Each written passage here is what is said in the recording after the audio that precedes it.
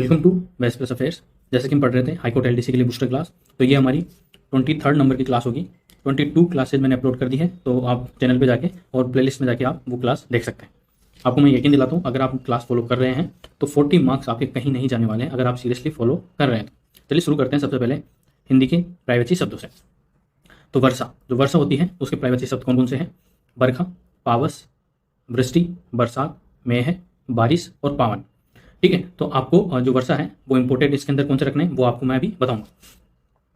बादल, बादल के ये बहुत ही ज़्यादा पूछे जाने वाला प्राइवेसी शब्द है जो आपको याद रखना है। तो बादल के लिए मेघ हो गया, घन हो गया, पयोद हो गया, जलद, वारिद, अम्बुद, पयोधर और बलाहक। पहाड़ के लिए कौन कौन से हो गए? पर्वत, गिरी, अचल, नग, भूधर, अग, अद्री, महीधर, सेल और धरणीधर। ये हो गए पहाड़ के। मिट्टी के तो मिट्टी के हो जाएंगे मृदा, मृत्तिका, धूल, धूलि, रज, रेणु और माटी। ये हो गए मिट्टी के। वन, तो वन के क्या हो जाएंगे? जंगल, विपिन, अरण्य, अटवी, कानन, कांतर और ताल। ये सारे वन के प्राइवेसी हो जाएंगे। अब जो आपको याद रखने हैं इनमें से जो एग्जाम के अंदर प्रोबेबिलिटी होगी आने की, वो कौन कौन से आपको याद रखने हैं। तो जैसे वर्षा का है, तो वर्षा का आपको याद रखना है एक तो पावस, दूसरा याद रखना है पावन। ठीक है, कौन सा? पावन। तो ये दो आपको वर्षा याद रखने हैं। बादल के आपको पयोद याद रखना है, वारिद याद रखना है, अम्बुद याद रखना है और बलाहक याद रखना है। पहाड़ के लिए आपको नग, भूधर, अग, नग, अग, भूधर, महीधर और धरणीधर। ये आपको पहाड़ के याद रखने हैं।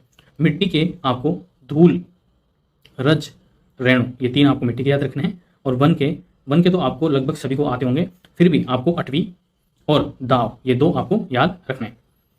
फिर है विलोम शब्द। तो विलोम शब्द में आपको, जैसे कि मैंने बता रखा है कि आपको दोनों को एक साथ याद रखना है, तो आप भूल ही नहीं सकते फिर।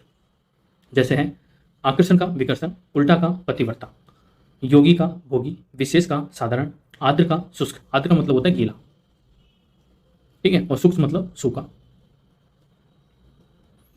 अनुराग का विराग, संकल्प का विकल्प। जैसे आपने संकल्प ठान लिया कि मुझे हाईकोर्ट एलडीसी के अंदर पास होना ही है, तो ये आपका संकल्प होगा। विकल्प होता है, जैसे आपने मल्टीपल चॉइस क्वेश्चन देखे होंगे, एक क्वेश्चन हो गया उसके 4 मल्टीपल चॉइस क्वेश्चन होंगे, तो ये इस क्वेश्चन के विकल्प हो गए, तो ये विकल्प।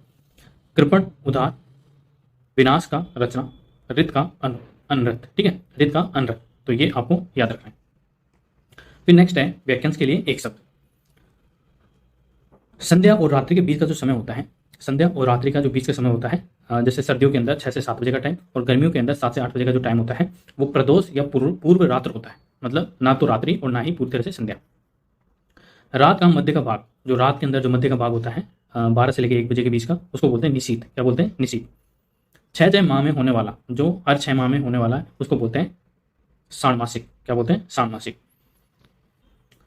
वर्तमान समय या ठीक समय पर होने वाला सामयिक होता है। जैसे कि जो करंट अफेयर्स होता है उसको हिंदी के अंदर समसामयिक घटनाएं कहते हैं। मतलब जो वर्तमान समय या ठीक समय पर होने वाला होता है। जो सदैव या चिरकाल से चला आया है उनको बोलते हैं सनातन या चिरंतन। जैसे कि हिंदू धर्म को सनातन धर्म बोलते हैं, क्योंकि ये प्राचीन काल से चिरकाल से चलता आ रहा है। रामायण महाभारत से चला आ रहा है, इसलिए इसको सनातन या चिरंतन धर्मी बोलते हैं। जो सदैव या चिरकाल से चला आया है या आ रहा है उसको सनातन और चिरंतन कहते हैं। फिर नेक्स्ट है मुहावरे और लोकोक्तियां। सबसे पहला है उड़ता तीर झेलना। उड़ता तीर झेलने का मतलब है जानबूझकर किसी संकट को अपने ऊपर लेना, जानबूझकर। रंगा सियार होना मतलब होता है ऊपर कुछ और अंदर कुछ। जैसे आपका जो बिहेवियर होता है, कई लोग ऐसे होते हैं जो दिखाते कुछ और हैं और होते कुछ और हैं। छप्पर फाड़ कर देना का मतलब होता है बिना परिश्रम किए अचानक प्राप्त होना। जैसे कि किसी की लॉटरी लग जाती हो, ठीक है, आपने कई बार देखा होगा कि फॉरेन के अंदर या इंडिया के अंदर भी कई बार बहुत से लोगों की लॉटरी लग जाती है, तो उसको बोलते हैं छप्पर फाड़ कर देना। कागज में सागर, कम शब्दों में बहुत अर्थ। ठीक है, चौथ का चांद होना मतलब किसी के लिए शुभ होना, किसी के लिए शुभ होना चौथ का चांद होना होता है। नेक्स्ट है शब्द शुद्धि। तो शब्द शुद्धि का जैसे मैंने आपको बता रखा है कि आपको जब तक इन शब्दों की इमेज आपके माइंड में नहीं बनेगी तब तक आपको शब्द शुद्धि नहीं आएगी। तो ये इमेज आपको अंदर आपके माइंड के अंदर बनानी होगी। जैसे पार्वतीय, तो पार्वतीय ऐसी नहीं होती है, वो होता है पर्वतीय। क्या होता है? पर्वतीय। सन्यासी, तो सन्यासी ये नहीं होता है, बल्कि सन्यासी के अंदर जो आदि नए आते हैं वो डबल आते हैं, ये होता है सन्यासी। ठीक है। अतिथि में थी के अंदर छोटी मात्रा आती है। निरीक्षण में बड़ी मात्रा आती है रपे। ठीक है। निस्वार्थी, निस्वार्थी में निस्वार्थ होता है, निस्वार्थी कोई शब्द नहीं होता है, निस्वार्थ होता है, और जहां 2 बिंदु आ जाए वहां विसर्ग संधि होती है। नेक्स्ट है शब्द युग में। तो ये भी इंपॉर्टेंट है, 2 मार्क्स के 2 क्वेश्चन आते हैं। ठीक है, 2 मार्क्स के 2 क्वेश्चन इसके अंदर बनते ही बनते हैं। सबसे पहले अपत्य, अपत्य का संतान होता है और अपथ्य का होता है अयोग्य। अपत्य का संतान होता है और अपत्य का होता है अयोग्य। विज्ञ क्या होता है? जानकार। विज्ञ का मतलब जानकार होता है और अभिज्ञ मतलब मूर्ख। अभिज्ञ यानी कि विशेषज्ञ और अनभिज्ञ यानी कि अनजान। अभय मतलब निडर होता है और अभया देवी होती है। ठीक है, तो किसी देवी को अभया भी कहा जाता है। अपेक्षा होती है आवश्यकता और उपेक्षा होती है अवहेलना, निरादर। ठीक है, अपेक्षा मतलब होती है आवश्यकता, किसी से कुछ भी अपेक्षा हो सकती है। तो अपेक्षा मतलब हो गया आवश्यकता और उपेक्षा हो गया अवहेलना या किसी का निरादर करना। फिर इंग्लिश में आ जाते हैं हम। इंग्लिश के अंदर पढ़ते हैं वन वर्ड सब्स्टिट्यूशन। जैसे वाक्यांश के लिए हिंदी में वाक्यांश के लिए एक शब्द होता है, वैसे इंग्लिश के अंदर वन वर्ड सब्स्टिट्यूशन होता है। जिसमें फर्स्ट है a person who pretends to be what he is not a pretender. ठीक है, तो उसको बोलते हैं हिपोक्रेट। क्या बोलते हैं? हिपोक्रेट। वह व्यक्ति जो दिखता कुछ और है और बताता कुछ और है। ठीक है, दिखता कुछ और है और दिखाता कुछ और है, उस व्यक्ति को हिपोक्रेट बोलते हैं। क्या बोलते हैं? Hypocrite. One who can not be corrected और रिफॉर्म। वह जो ना तो सही किया जा सकता है और ना ही दोबारा बनाया जा सकता है, उसको बोलते हैं इनकोरिजिबल। क्या बोलते हैं? इनकरेजिबल। क्या बोलते हैं? इनकोरिजिबल। फिर नेक्स्ट है that which can not be defined. That which can not be defined उसको बोलते हैं इनविंसिबल। क्या बोलते हैं? Invincible. That which can be easily understood. वह जो आसानी से समझ में आ जाए, वह जिसके आसानी से समझ में आ जाए, उसको बोलते हैं इंटेलिजिबल। क्या बोलते हैं? Intelligible. A man who is easily irritated and loses temper. ठीक है, तो वह आदमी जो आसानी से इरिटेट हो जाता है और उसको बहुत जल्दी गुस्सा आ जाता है, उसको बोलते हैं इरिटेबल। क्या बोलते हैं? Irritable man. नेक्स्ट है a disease in which a man suffer from sleeplessness. ठीक है, वह बीमारी जो किसी आदमी को सोने की बीमारी होती है, मतलब उसको नींद नहीं आती है, उसको बोलते हैं इंसोमनिया। क्या बोलते हैं? इंसोमनिया। क्या बोलते हैं? इंसोमनिया। नेक्स्ट है a decision which can not be change और मॉडिफाइड। वह निर्णय जो ना तो बदला जा सके और ना ही उसके अंदर कोई परिवर्तन किया जा सके, उसको बोलते हैं इररिवोकेबल। क्या बोलते हैं? इररिवोकेबल। ठीक है, इररिवोकेबल बोलते हैं उसको। नेक्स्ट है ए हेटर ऑफ मैनकाइंड। वह जो मानव जाति या जो मानव कल्याण का दुश्मन होता है, उसको बोलते हैं मिस एंथ्रोप। क्या बोलते हैं? मिस एंथ्रोप। मिस एंथ्रोप। ठीक है, उसको बोलते हैं miss एंथ्रोप। Science dealing with stamp collection. विज्ञान स्टाम्प कलेक्शन के साथ जो डील करता है, ठीक है, उसको बोलते हैं फिलाटेली। क्या बोलते हैं? फिलाटेली। जो स्टाम्प का कलेक्शन करता है उसको बोलते हैं फिलाटेली। नेक्स्ट है the signature of someone's name without his permission. ठीक है, तो किसी व्यक्ति के अगर आप सिग्नेचर कर लेते हैं बिना उसकी परमिशन के, उसको बोलते हैं फोर्जरी। क्या बोलते हैं? फोर्जरी। जैसे आपने कभी स्कूल के अंदर अपने जो रिपोर्ट कार्ड है उसके ऊपर अपने माता पिता का साइन किया होगा, तो उसको फोर्जरी कहते हैं। नेक्स्ट है वोकेब। वोकेब में सबसे पहले है ट्रेजेडी। तो ट्रेजेडी का मतलब होता है बहुत दुखद घटना या जो बहुत दुखद स्थिति जो होती है। इसका सिनोनिम हो जाएगा डिजास्टर, कैलेमिटी और फेलियर। एंटीनम क्या हो जाएगा? एंटीनम मतलब होता है विलोम शब्द। फॉर्च्यून और एडवांटेज इसका एंटीनम हो जाएगा किसका? ट्रेजेडी का। फिर है फ्यूजिटिव। फ्यूजिटिव का मतलब होता है भगोड़ा। क्या होता है? भगोड़ा। जैसे कि नीरव मोदी है, विजय माल्या है, तो ये भगोड़े हैं। इसका सिनोनिम क्या हो जाएगा? एस्केप और डिजर्टर। डिजर्टर। ठीक है, एंटीनम क्या हो जाएगा? कैप्टिव, परमानेंट और लॉन्ग लास्टिंग। फिर डेफिसिट। डेफिसिट आपने कभी देखा होगा, जैसे बजट आता है तो उसके अंदर बजट डेफिसिट भी आता है, मतलब बजट के अंदर कितना घाटा है। ठीक है, तो घाटा, कमी, अभाव को डेफिसिट कहते हैं। इसका सिनोनिम हो जाएगा शॉर्टेज, लॉस, लैक और डेफिशिएंसी। जबकि जो एंटीनम होगा वो क्या होगा? अबंडेंस, एनफ, प्लेंटी और एक्सेस। तो ये हो गए इसके एंटीनम और सिनोनिम। नेक्स्ट है हमड्रम। हमड्रम का मतलब होता है फीका या नीरस। क्या होता है? फीका या नीरस। तो इसका सिनोनिम क्या हो जाएगा? बोरिंग, मंडेन और मोनोटोनस। हमड्रम का एंटीनम क्या हो जाएगा? इंटरेस्टिंग और ब्राइट। फिर है नेक्स्ट औसम। तो औसम का होता है बहुत बढ़िया, शानदार। जैसे कई बार अपन कोई चीज़ खाते हैं, कोई चीज़ पीते हैं, कोई चीज़ पहनते हैं, तो कई बार अपन बोलते हैं ये तो बहुत ही ज़्यादा औसम है। ठीक है, तो वो वाला औसम है ये। सिनोनिम क्या हो जाएगा? अमेजिंग, ब्यूटीफुल और वंडरफुल। एंटीनम क्या होगा? बैड, बोरिंग और अगली। तो ये हो गए हमारे वोकैब। फिर नेक्स्ट है हमारी इडियम और फ्रेजेस। क्या है? इडियम और फ्रेजेस। गले में पता नहीं क्या हो गया।